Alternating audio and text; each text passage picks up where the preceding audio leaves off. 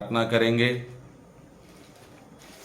कला वचन में जाने से पहले प्रभु यीशु मसीह अपने वचनों के द्वारा बात करिए। पिता, यह आपका वचन है। पिता, आपने कहा आदि में वचन था और वचन परमेश्वर के साथ था, सब कुछ उसी के द्वारा उत्पन्न हुआ और जो कुछ उत्पन्न हुआ उसके बिना कोई भी वस्तु उत्पन्न नहीं हुई। पिता, यह आपका वचन है। पिता, आपने अपने बड़े नाम से अधिक अपने वचन को महत्व दिया है। अपने वचनों के द्वारा पिता बातें कीजिए यीशु के नाम में, आमीन। हम लोग निकालेंगे पहला थिस्सलुनीकियों 5:17 में देखेंगे, बहुत ही सुंदर वचन है। उसमें प्रभु निरंतर प्रार्थना में लगे रहो। देखिए, हाँ, उसमें देखिए, यहाँ लिखा है कि निरंतर प्रार्थना में लगे रहो, हर बात में धन्यवाद करो, हर बात में उसको धन्यवाद करो, क्योंकि आराम से क्योंकि तुम्हारे लिए मसीह यीशु में तुम्हारे लिए परमेश्वर की यही इच्छा है। हालेलुया। इस वचन में हम लोग देख रहे हैं कि पौलुस हमें बता रहे हैं कि कलीसिया के लोगों को समझा रहे हैं कि हमें निरंतर प्रार्थना में लगे रहना है। प्रार्थना जब भी हम भोर में प्रार्थना करते हैं, दोपहर में प्रार्थना करते हैं, प्रार्थना का कोई जब भी आपको समय मिलता है हमें निरंतर प्रार्थना में लगे रहना है, तभी हम परमेश्वर की इच्छा को पूरी कर सकते हैं। हालेलुया। इस वचन के द्वारा परमेश्वर हमें ये सिखा रहे हैं कि हमें निरंतर प्रार्थना करना है। ये नहीं कि हम एक टाइम सुबह प्रार्थना कर लिए, हो गया दिन भर। हमें प्रार्थना करते रहना है। हमें जब भी समय मिलता है, जिस घड़ी जब भी हमें समय मिलता है, हमें प्रार्थना करना है। हालेलुया। तो आइए हम लोग, बहुत ही सुंदर वचन है और लूका की पुस्तक में हम देखते हैं कि प्रभु यीशु मसीह ने एक दृष्टांत बताया। लूका 18:18 से हम लोग पढ़ेंगे। उसमें देखेंगे यीशु मसीह ने क्या बताया है। एक अधर्मी व्यक्ति है और एक विधवा का दृष्टांत प्रभु यीशु मसीह ने बताया है। फिर उसने इसके विषय में नित्य प्रार्थना करना, इसके विषय में कहा कि नित्य प्रार्थना करना और हिवाव ना छोड़ना चाहिए। हिवाव ना छोड़ना चाहिए, ऐसा लिखा हुआ। हालेलुया। यहाँ यीशु मसीह ये बात बता रहे हैं कि एक विधवा है और एक अधर्मी व्यक्ति है। वो विधवा जाकर क्या करती है, बार बार उस अधर्मी व्यक्ति के पास जाती है,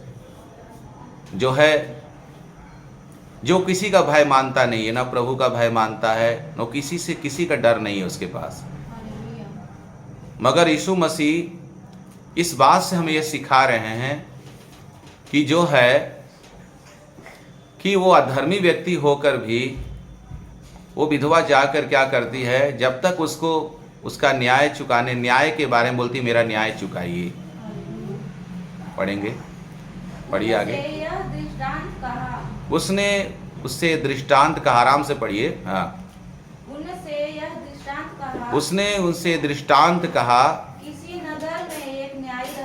किसी नगर में एक न्यायी रहता था, जो न परमेश्वर से डरता था, ना तो वो परमेश्वर से डरता था और न किसी मनुष्य की परवाह करता था। उसी नगर में एक विधवा भी रहती थी, जो उसके पास आकर कहा करती थी, मेरा न्याय चुकाकर मुझे मुद्दई से बचा। कुछ समय तक तो वह न माना, परंतु अंत में मन में विचार करके कहा, यद्यपि मैं परमेश्वर से डरता और ना मनुष्यों की कुछ परवाह करता हूँ, तो भी ये विधवा मुझे घड़ी घड़ी लिखा है, मुझे सताती रहती है। हालेलुया। तो देखेंगे यहाँ पर, अच्छा से बाइबल को पढ़िएगा। यहाँ पर देखते हैं कि उस विधवा को हम लोग देख रहे हैं कि वो एक ऐसा क्रिमिनल व्यक्ति है, ऐसा मतलब इस वचन से हमें सीख मिलती है कि प्रभु यीशु इस वचन से हम लोग को ये शिक्षा दे रहे हैं और प्रभु यीशु मसीह ये बता रहे हैं कि एक व्यक्ति को जब तक प्रार्थना का उत्तर ना मिल जाए, कुछ प्रार्थना होती है यीशु मसीह तुरंत सुन के जवाब दे देते हैं, कुछ प्रार्थना ऐसी होती है परमेश्वर उसको समय के अनुसार उत्तर देते हैं। मगर हमें इस वचन से हमें ये सीख मिलती है कि हमें प्रार्थना करना। बहुत से लोग क्या करते हैं, जब हमारी प्रार्थना को प्रभु यीशु मसीह है ना सुनने में लेट कर, परमेश्वर क्या करते हैं, हमें सोच के रखते हैं, हमें कैसे वो प्रार्थना का उत्तर अपने समय पर देता। हम अपने से हम सोचते हैं कि हमें प्रार्थना का उत्तर तुरंत मिल जाए, मगर ऐसा नहीं। यीशु मसीह समय के अनुसार हमको प्रार्थना का, कुछ प्रार्थनाएं ऐसी होती है वो समय के अनुसार हमें उत्तर देता है।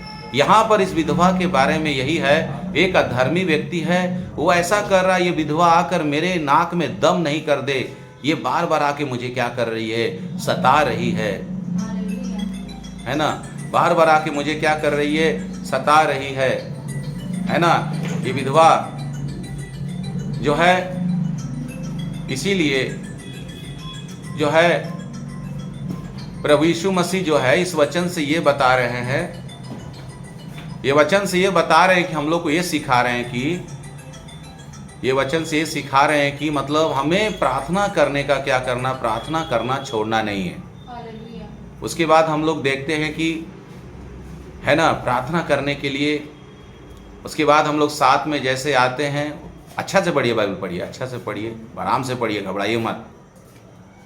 हाँ पढ़िए। तो भी ये विधवा मुझे सताती रहती है, इसलिए मैं उसका न्याय चुकाऊंगा। कहीं ऐसा ना हो कि घड़ी घड़ी आकर अंत को मेरी नाक में दम करे। मतलब इतना, मतलब यीशु मसीह चाहते कि हम ऐसा प्रार्थना करें, हमें जब तक प्रार्थना का उत्तर नहीं मिल जाता है तो हमें प्रार्थना करते रहना चाहिए। हालेलुया। उसके बाद हम लोग उसका 7 आयत में आते हैं, तो उसके बाद प्रार्थना, यीशु मसीह इस प्रार्थना का उत्तर बता रहे हैं कि जो रात दिन चिल्लाते रहते हैं, जो रात दिन प्रार्थना, उसी का 18 का 7 वचन पढ़िए, जो रात दिन जो है प्रार्थना करते रहते, क्या उनके विषय में यीशु मसीह देर करेगा? नहीं करेगा। इसलिए क्या परमेश्वर चुने हुओं का न्याय ना चुकाएगा, जो रात दिन उसकी दुहाई देते रहते हैं। हालेलुया। मगर यीशु मसीह इस वचन में हमें बता रहे, यहाँ पर देखे कि ऐसा प्रार्थना करने के बारे में बताए है ना, कि नित्य प्रार्थना करना, हिवाव नहीं छोड़ना। मतलब यीशु का कहना है कि हमें डेली प्रार्थना करना है। कुछ ऐसी प्रार्थना होती है कि आप काफ़ी समय से प्रार्थना कर रहे हैं, बोलते हैं कि भैया अभी तक मेरे प्रार्थना का जो है उत्तर हमें नहीं मिल पाया है, मगर परमेश्वर उस समय रखा है। मगर बहुत से लोग प्रार्थना में तुरंत होगा, तुरंत सोचते परमेश्वर हम जैसे सोच रहे परमेश्वर वैसा काम करे। परमेश्वर का सोच ऐसा नहीं है। परमेश्वर बोलते हैं कि यशायाह में लिखा हुआ कि हाँ, तुम्हारे सोच में मेरे सोच में आसमान और जमीन का अंतर है। परमेश्वर जैसा सोचता है ना, हम लोग ऐसा नहीं सोचते हैं। परमेश्वर का सोच बहुत बड़ा होता है, इसलिए परमेश्वर जो है तो अपने समय के अनुसार हमारी प्रार्थना का उत्तर वो देता है। इसीलिए इस वचन से हम लोग यही सीख मिलता है कि हमें निरंतर प्रार्थना करना है, निरंतर प्रार्थना में लगे रहना है। और उसके बाद परमेश्वर ने बताया कि जो रात दिन जो इसकी दुहाई देते रहते हैं, यीशु मसीह से प्रार्थना करते रहते हैं, क्या उनके विषय में वो देर करेगा? उनके विषय में वो देर नहीं करेगा। इसीलिए आप मेरे भाइयों और बहनों, इस वीडियो को देखने वाले, हो सकता है आप हफ्ते भर से प्रार्थना कर रहे हैं, मगर आपकी प्रार्थना का जवाब अभी तक नहीं आया है। परमेश्वर देख रहा है, आप और प्रार्थना कीजिए।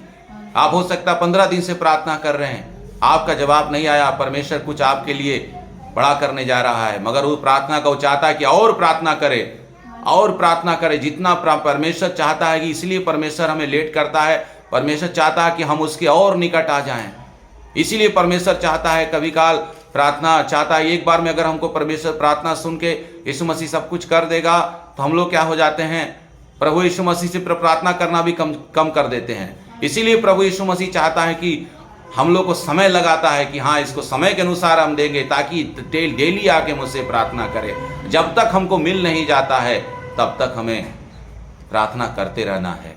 इसीलिए लूका 18 में आपने देखा, हमें नित्य प्रार्थना करना चाहिए। पौलुस ने हमें समझाया, निरंतर प्रार्थना में लगे रहो, हर बात में उसको धन्यवाद करो, क्योंकि तुम्हारे लिए मसीह यीशु में परमेश्वर की यही इच्छा है।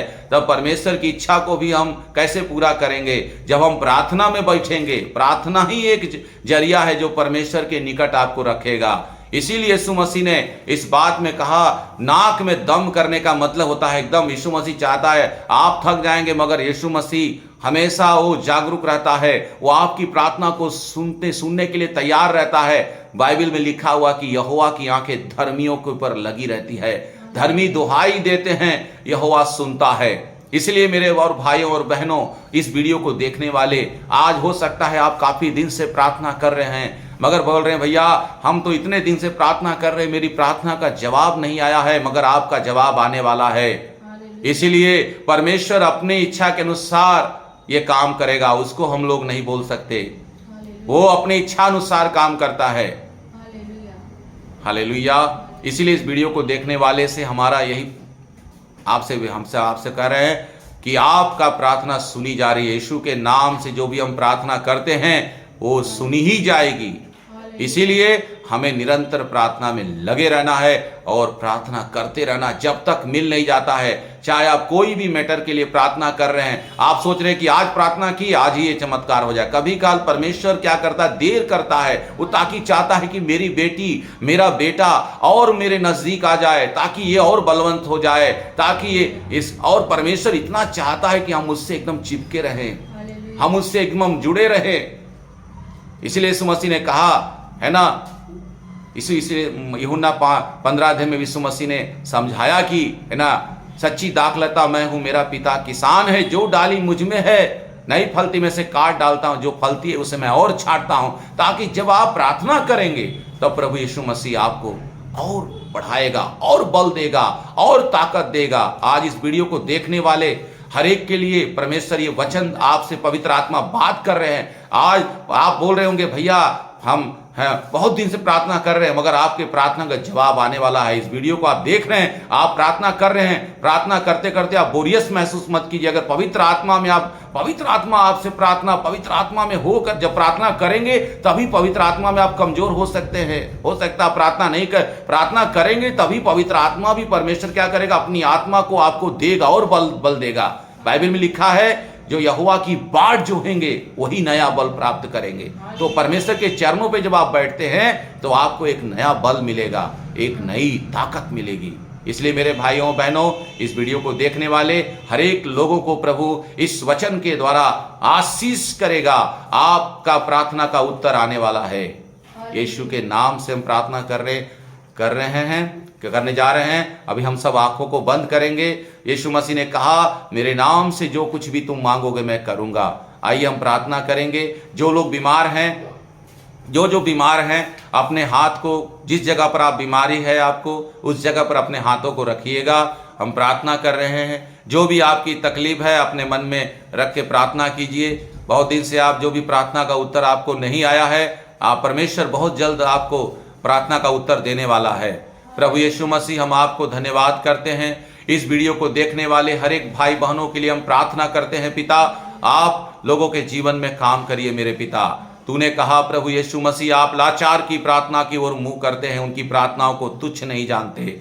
मेरे पिता, जो भी भाई और बहन इस वीडियो को देख रहे हैं मेरे पिता, जिनको पिता दर्द है, पीड़ा है, चाहे कैंसर है, चाहे टीबी है पिता, चाहे पिता परमेश्वर दिमागी संतुलन सही नहीं है, या प्रभु दुष्ट आत्मा का प्रकोप है, मेरे पिता जो भी प्रभु यीशु अपने बच्चों के लिए चिंता कर रहे हैं पिता, बहुत आर्थिक तंगी के लिए, आर्थिक तंगी में है, परेशानी में है, दुख में है मेरे प्रभु। हाँ पिता, आपने कहा भजन संहिता 55 के 22 में भी लिखा हुआ है, अपना बोझ तुम यहोवा पे डालो, वह तुम्हें संभालेगा।